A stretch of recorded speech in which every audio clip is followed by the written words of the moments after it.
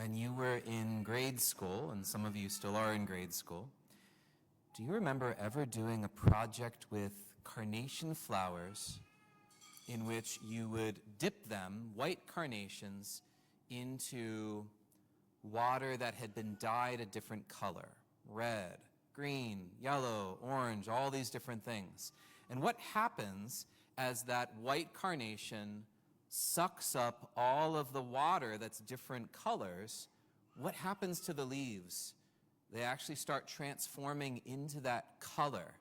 And you start realizing how all of what it's drinking is literally going to flavor and color that carnation. Do you remember also when you were in grade school, something about learning about weight and heaviness and gravity?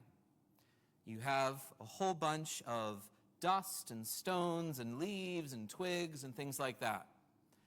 And you shake it in some kind of container, and then you throw it up in the air. And what happens?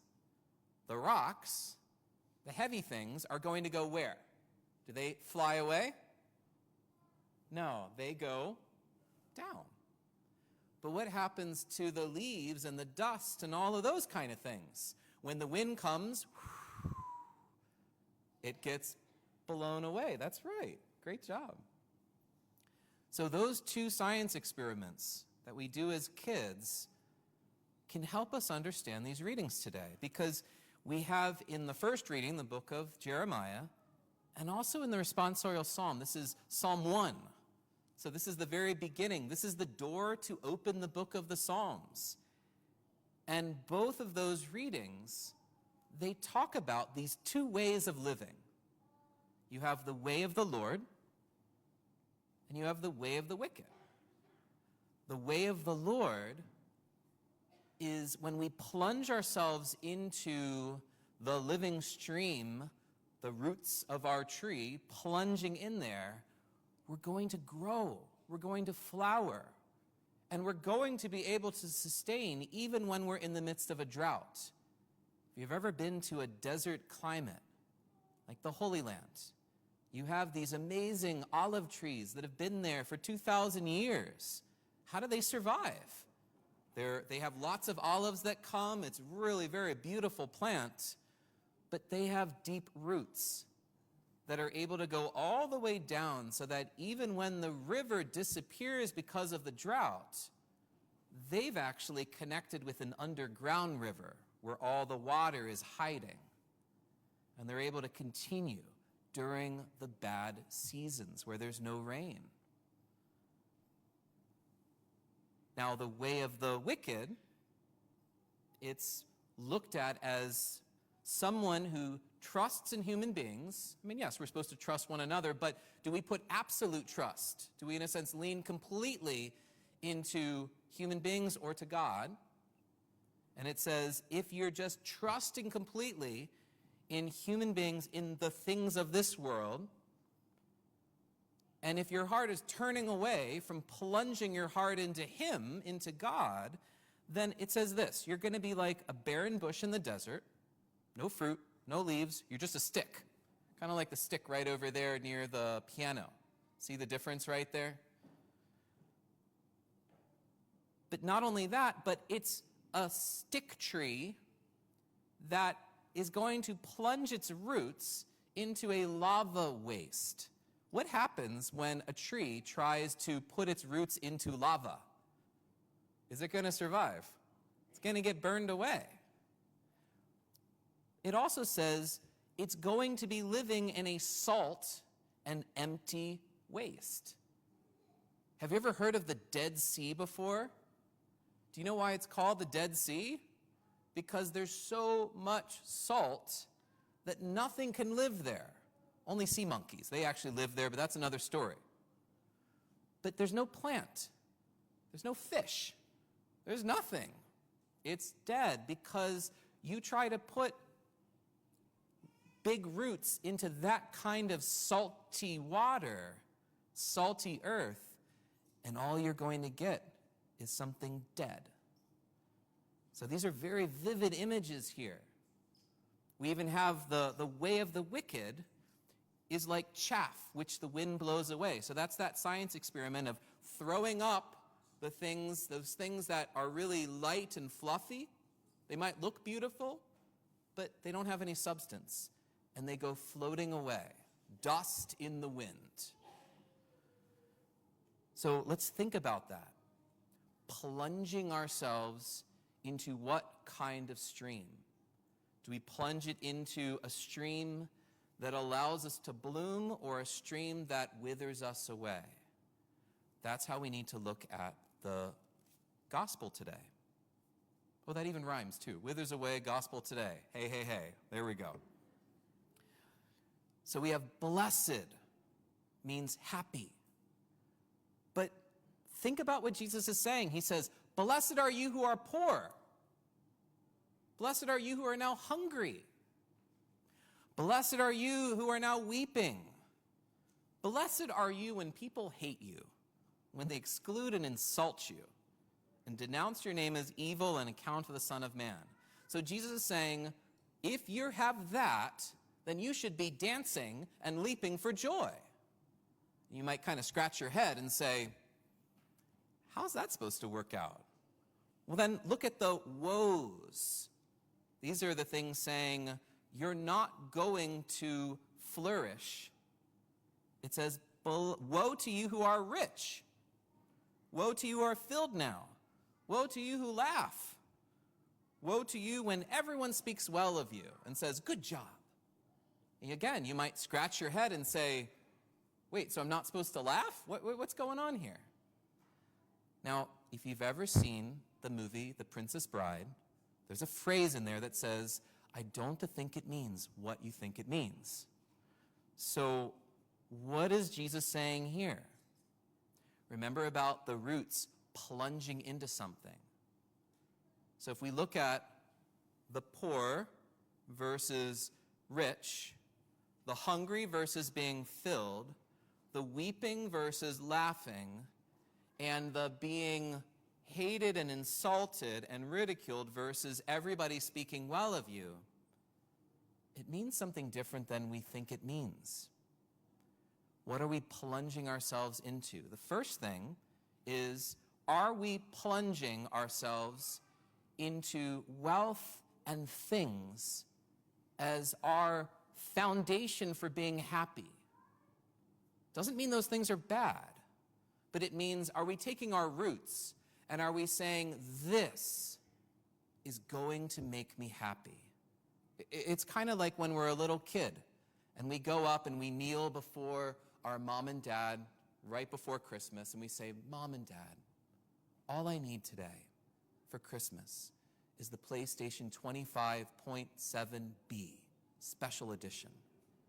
And if I have this, I will never, ever, ever, ever, ever ask you for anything else. I'll be completely happy until next year when I ask you for the next series. We do that. We have this sense of, if I only have this, I'll be happy. If I only have this job, if I only have this promotion, if I only have this relationship, if I only have, then I'll finally be at rest. But if we do that, we climb all of this stuff to be the richest person in the world, and yet we become empty if we plunge ourselves into that as our foundation. What about hungry versus filled?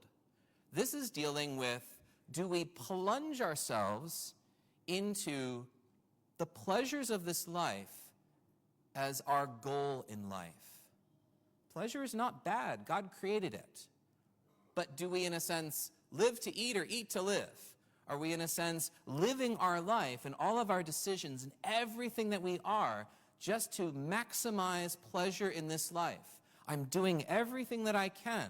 I'm going to use anyone or anything in order for me to have pleasure. That's a very disastrous recipe in which I might feel great and I might be following the Nike commercial that says, if it feels good, just do it. but that's led to a lot of people being destroyed all around you. We don't want to do that. We plunge ourselves into pleasure as my ultimate good. We're not going to be happy. We're plunging into the salt waste. Again, pleasure is not bad, but is it our God is the difference. What about weeping versus laughing?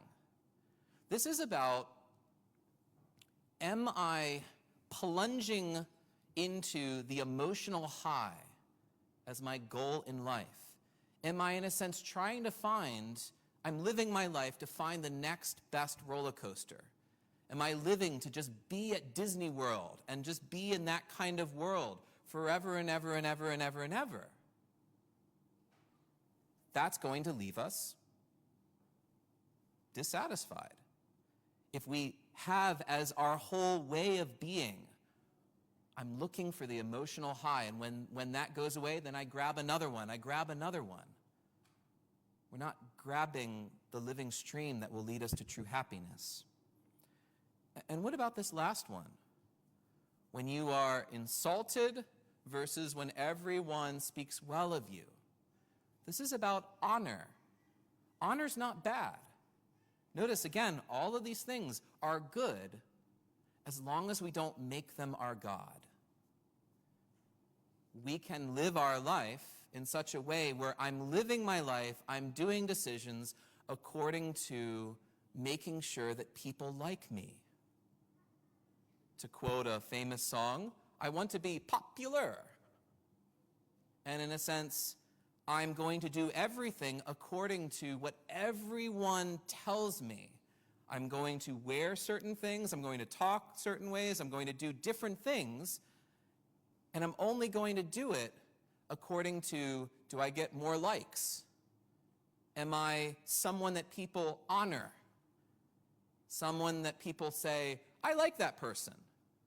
When we're following Christ, we should also realize that if we're following just the fickle nature of the world, then we're going to be like stars a lot of times that get put up on a pedestal, everyone loves them, and then they get thrown away. And then someone else comes up, and then they get thrown away. Are we living for God? Are we plunging ourselves into God versus what everyone else thinks about us? So this is the Beatitudes in Luke's account.